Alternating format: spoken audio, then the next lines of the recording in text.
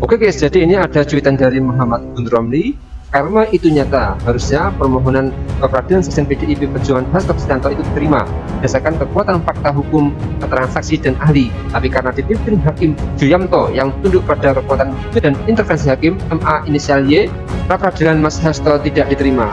Ini Juyamto ditangkap karena menerima suap 7,5 miliar. Bismillah, assalamualaikum guys, berjumpa lagi di channel Jurnal Terupdate. Memang sangat di luar perkiraan semuanya, tiba-tiba hakim tunggal yang pernah menolak pra-peradilan Hasto kini diduga menerima suap terkait migor dan lain-lain guys. Nah, apakah dari kasus yang menjeratnya ini juga ada indikasi rekayasa di pra-peradilan Hasto?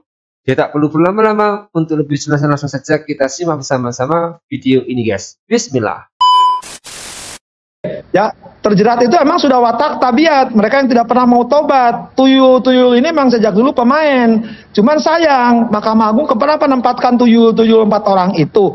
Mereka itu kan ada ikatan-ikatan ya emosional ya, entah kedaerahan, entah kealumnian, entah karena bekas anak buah ditempatkan. Mereka kayak obat nyamuk, muter-muter di Jakarta, dan mereka ternyata kenal baik dengan para penyuap-penyuap si M nama si A itu. Sekarang hakim tuh tahu di Jakarta kalau si M A si itu dan si A itu pemain, dan ada beberapa temennya termasuk juga kemudian kampus ternama ya, mereka adalah pemain-pemain. Ini kan perkara menarik perhatian ya, konglomerasi 3 perusahaan besar ini, bandar itu kan merugikan negara 16 triliun. Wow. Nah, mereka tahu permainan ini diaturlah kepada si Arif bentuk tuyulnya 3 orang itu. Mereka mainkan. Ini perkara yang menarik. Sengaja mereka muat putusan lepas ketika orang sibuk mau lebaran ya, padahal main sejak 2014. Tapi kan si M maupun si A ini main dari zaman kasusnya Sambo, kasusnya Timah, lebih lagi Timah dia para pemainnya, kemudian kasusnya suka pajak ya yang di Jakarta Selatan dengan anaknya itu, dan beberapa kasus lainnya. Dan itu sudah istilahnya ya mainannya para tuyul-tuyul ini. Mereka sama-sama tuyul-tuyul karena mereka mau dipelihara oleh para bandar-bandar, para penyuap, pengacara-pengacara yang memang udah dikenal di kalangan di praktisi. Mereka dekat dengan kalangan aparat penegak hukum, dan mereka tidak kapok. Sering saya katakan, kalau mereka nggak bisa dibina, binasakan. Jadi sekarang kesempatan Ketua Mahkamah Agung ya, tiru tahun 99 yang masih ada saksinya. Dulu ada Menteri Kehakiman namanya Yusril, sekarang seperti hukum.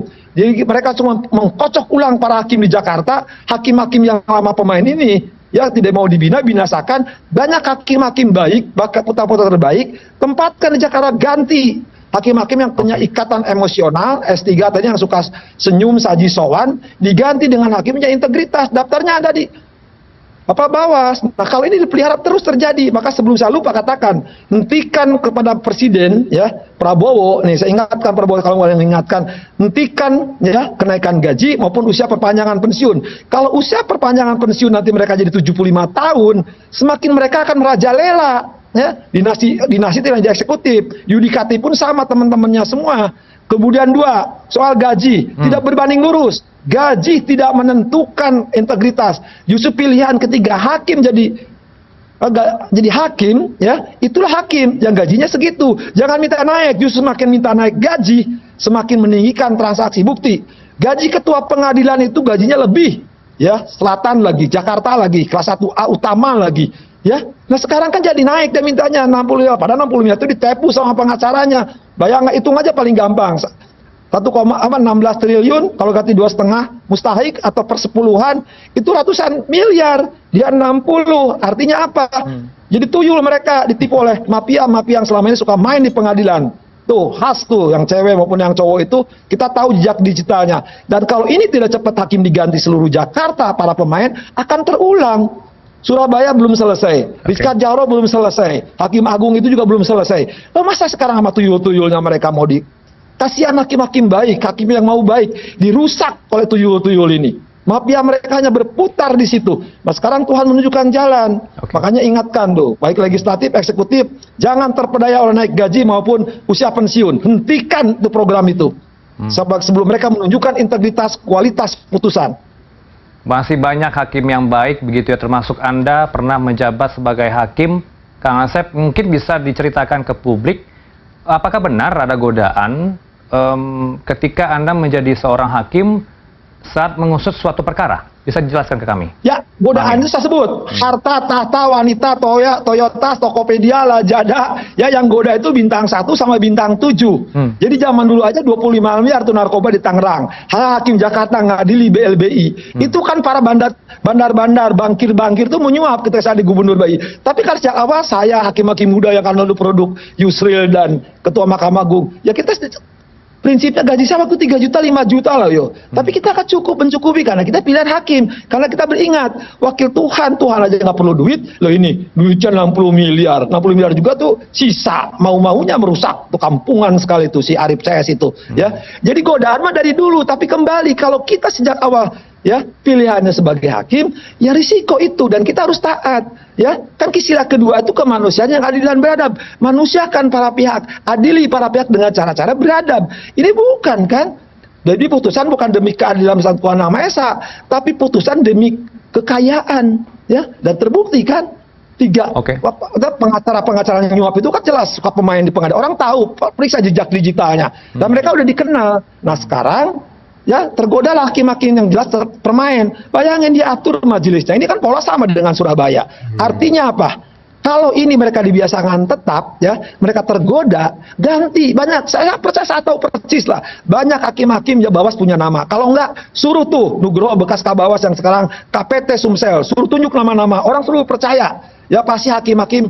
Jangan hakimnya karena tadi ikatan emosional. Kalau ikatan emosional, perlu balik modal seperti kadal-kadal di daerah gitu kan, ya mengembalikan modal. Ini pun hakim sama, ya obat nyamuk puter setoran juga gitu kan, tidak hanya setoran, saling tepu gitu kan. Makanya perlu hakim-hakim punya tadi paling sederhana 3 kata yang saya katakan. Perlu hakim pintar, jujur dan berani. Kualitas hakim akan terjamin dan itu banyak. Tapi cuman mereka nggak ada akses karena mereka bukan bagian dari ikatan-ikatan emosional gitu. Jujur, pintar, berani, itu yang Anda miliki juga tentunya ya, Kang Asep. Kang Asep, belasan tahun menggeluti profesi sebagai hakim, apa nih yang menyebabkan Anda akhirnya mundur dari jabatan seorang hakim? Ya, Mas, saya terus terang nih, biar dengar nih, saya kan di jejak digital. Ya kalau lama-lama ditekan atasan, kanan kiri, dulu 2 atap kan, titip-titip, saya juga nggak enak sama teman, karena teman mau, saya nggak mau, gitu kan.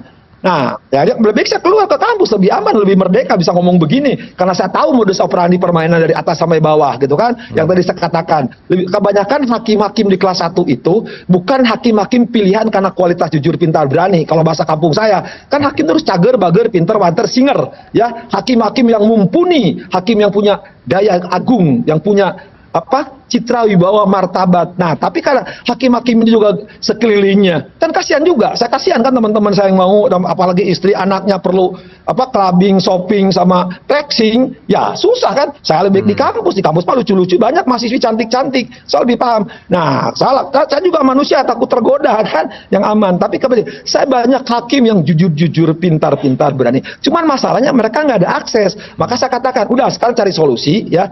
Selama hakim tidak menunjukkan kualitas putusan, ya artinya apa? Tidak ada hubungan. Hakim itu jangan sering main golf, jangan sering mau dikasih makan di restoran. Ya karena banyak di kantor, saya sebut nih supaya keras ya. Di kantor-kantor pengacara itu banyak anak-anak hakim kerja di situ. Jadi tidak hanya itu saya sebut ya. Jadi mereka banyak teman-temannya, apalagi sekampus-kampus itu, menggunakan nama-nama kampus, padahal ya kampus ujungnya mapus, urusannya pulus kan. Kalau sama saya mampus tuh mereka gitu kan. Saya hubungannya pulus, makanya semua jadi hangus. Coba kalau tulus, pasti mulus. Karena apa tadi? Sejak awal pilihan jadi hakim. Ini pilihan udah jadi hakim, pilihan jadi tadi rampok. Urusannya duit. Kalau jadi duit kerja tuh di Pertamina, kerja itu di perusahaan timah itu yang banyak koruptor supaya mereka kaya. Kalau jadi hakimnya sudah, Tuhan aja nggak terima duit, nggak mau duit, lo wakilnya mau duit 60 miliar lagi, kecil. Berarti Anda mengakui ya ada sejumlah nominal yang ditawarkan kepada Anda untuk mengusut suatu perkara. Narkoba itu kan berkali kita pernah bicara, narkoba Tangerang itu kan saya 25 miliar, 30 miliar. Ketika saya adili Sahri Sabirin, gubernur desa sebut namanya. Ketika saya Hadi Handara Harja, bankir-bankir, saya adili. Itu kan lebih dari miliaran. Tapi saya hukum kan, seumur hidup malah.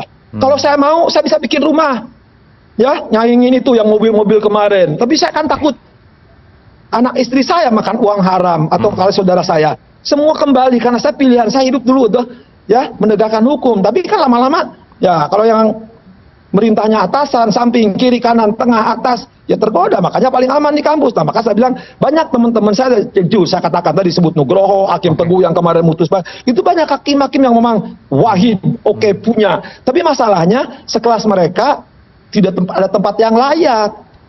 Mereka yang suka S3, senyum saji sowan, atau peliharaan para bandar supaya ditempatkan, apalagi peliharaan teman-temannya lain yang suka ada kaitan lah dengan promosi mutasi atau nanti yang suka milih hakim agung. Nah, itu jelas fakta kok. Silahkan tanya, suruh cerita tuh para pengacara. Hanya 2 pengacara dan beberapa temannya tuh yang memang dekat dengan para oknum pengadilan. Itu yang harus dibinasakan, mereka tuh hakim-hakim itu yang punya hubungan relasi.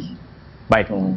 Oke guys, jadi sangat menarik sekali apa yang disampaikan oleh Asep Iwan selaku mantan hakim soal operasi operandi di lingkungan hakim guys. Memang penangkapan Hakim Juyamto baru hal ini terkait dengan suap sebesar 7,5 miliar rupiah kembali mengundang sorotan tajam terhadap integritas sistem peradilan di Indonesia, salah satunya yaitu Asep Iwan tadi guys.